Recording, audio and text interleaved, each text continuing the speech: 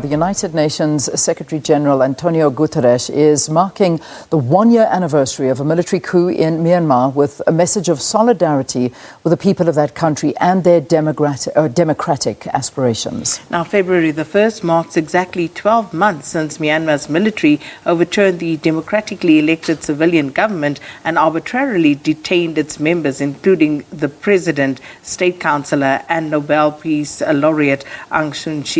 And let's take a look at this package. An expression of solidarity from the United Nations chief, marking the one-year anniversary of the overthrow of Myanmar's elected civilian government. The Secretary-General stands in solidarity with the people of Myanmar and their democratic aspirations for an inclusive society and the protection of all communities, including the Rohingya.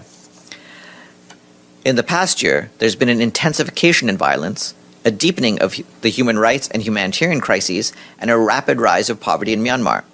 A Myanmar court earlier this month sentenced Aung San Suu Kyi to 4 more years in prison after finding her guilty of illegally importing and possessing walkie-talkies and for violating COVID-19 restrictions, while the supporters of her ousted government maintain the charges were contrived to justify a brazen power grab. Her party, the National League for Democracy, won a landslide victory in a 2020 general election that was immediately rejected by the military junta. The UN says a broad-based resistance movement has been built against the military regime in the last year, with around 1,500 civilians killed, the number of internally displaced continuing to rise as poverty affects almost half the country's population. 1 year after the military seized power, the people of Myanmar, who have paid a high cost in both lives and freedoms lost, continue to advocate relentlessly for their democracy.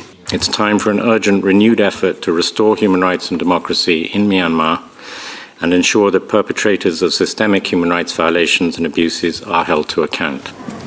With diplomatic efforts failing to deliver any tangible progress on the ground.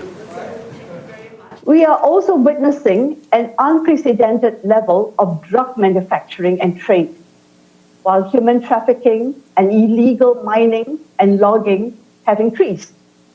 The expansion of illicit activities further fuels the conflict.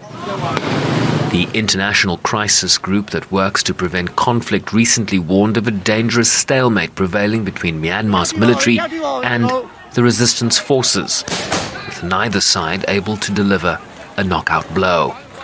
Shervin Bryceby's SABC News, New York.